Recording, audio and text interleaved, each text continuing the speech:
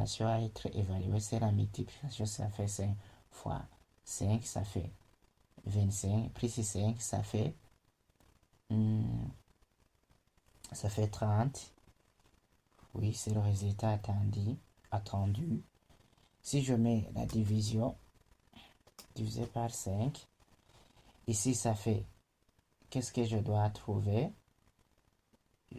Je prends 5 fois 5, ça fait 25. Puisqu'on a dit qu'on évalue tout d'abord la multiplication et la division. Ici, ça fait 25. Et 5 divisé par 5. 5 divisé par 5, ça fait 1. Donc, je dois prendre 25 plus 1, ça fait 26. Donc, c'est le résultat attendu. Et si je voulais que il y a l'addition de 5 plus 5, j'aurais pu mettre des parenthèses. Comme cela. J'enlève les confusions. Donc ici, qu'est-ce que j'indique? J'indique à 5, au JavaScript de me faire additionner tout d'abord 5 plus 5, ça fait 10. Là, alors, tu peux faire la multiplication ou bien la division. Ça dépend de quoi tu es capable de faire et ce qui est facile pour toi. Donc, ça fait 10 et 10 fois 5, ça fait 50. 50 divisé par 5, ça fait 10. Ça fait 10. Et oui. Et, et oui, c'est le résultat attendu. Même si je divise par 2, 50 divisé par 2, ça fait 25. Et voilà. Donc, il y a ce qu'on appelle l'ordre de priorité des parenthèses. Je peux même prendre celui-ci. Ici, ça fait 2 plus 3, ça fait 5. 5 fois 4, ça fait 20. Il y a aussi quelque chose que je dois vous montrer sur, les float, les variables float et les variables qui ne sont pas nues.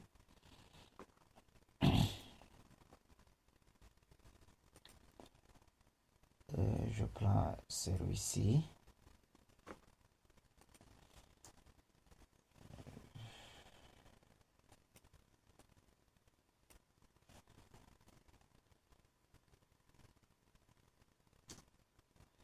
Je mets 0.1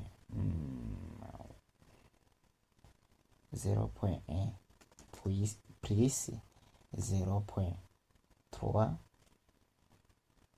Donc, à vrai dire, ici, j'aurais plus 0 plus 2. Je dois trouver que ça fait 0.3. Donc, addition derrière. Mais,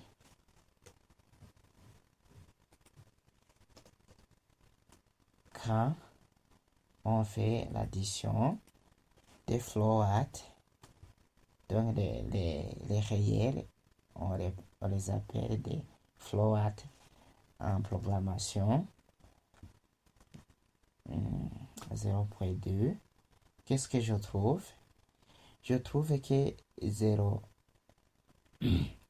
0.1 plus 0.2, ça fait 0.3, 0.4. Les zéros qui se trouvent ici comptent beaucoup. Donc, il y a limitation des nombres à virgule flottante. Je dois tout expliquer ici par après. Mais ici, et oui. Et d'ailleurs ici, je dois démontrer qu'est-ce que j'ai fait.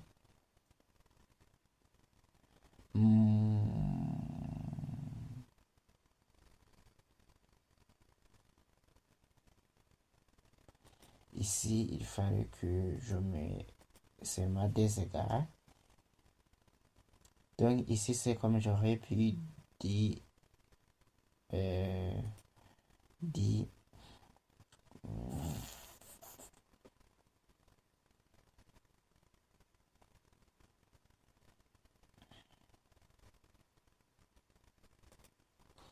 donc avec les deux égards, j'aurais pu trouver cette valeur ici.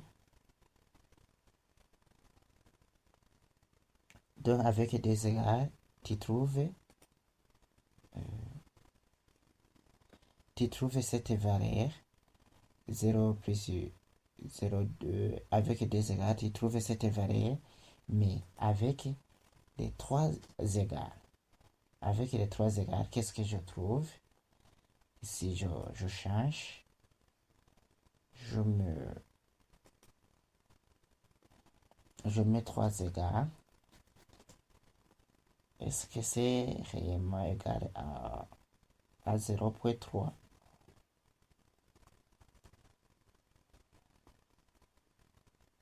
C'est faux. Pourquoi? On a vu que 0 plus 1. On a vu que 0 plus 1. Excusez 0,1 plus 0,2 avec deux égards, on trouve cette valeur. Mais avec les trois égards,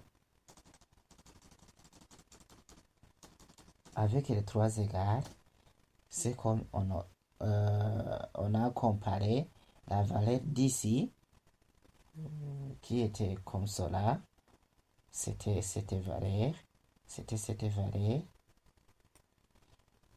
Et elle n'est pas égale à cette valeur. Ce qui est farce, c'est le résultat attendu. Je vais expliquer tout cela par après. Et je dois vous montrer aussi notre opérateur. De savoir le note nul, le NaN.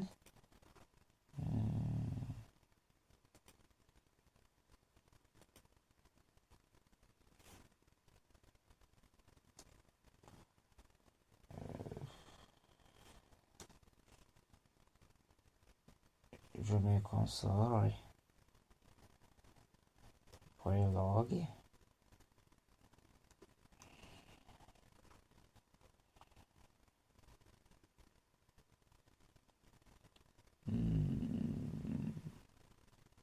À fois 3. Je mets à l'intérieur de deux guillemets, je mets A. Est-ce que A fois 3, je trouve quoi? Donc je mets A, non, entre guillemets, je compare le A.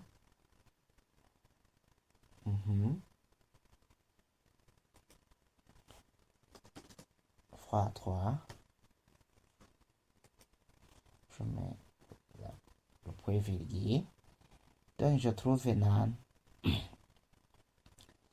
qui signifie, je viens de prendre une valeur qui s'appelle A. Est-ce que j'ai déjà déclaré A auparavant?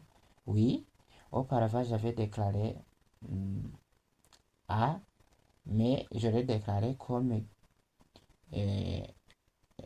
une valeur qui va prendre 10, mais le A qui se trouve en haut est trop différent de A qui se trouve ici, puisque le A qui se trouve ici se trouve entre guillemets, les simples guillemets.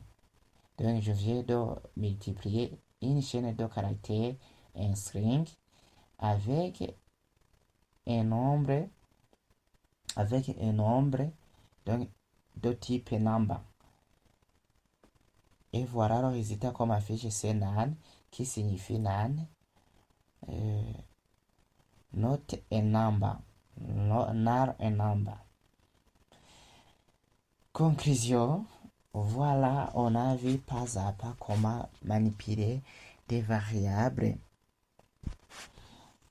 avec tous les opérateurs essentiels en JavaScript, affectation, opération arithmétique, incrémentation, opérateur composé, concaténation, comparaison, logique, knowledge, coalescing, ternaire, optional, chaining et quelques pièges à éviter.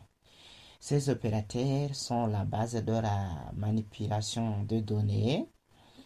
Maîtrisez-les et votre code sera plus propre et plus fiable.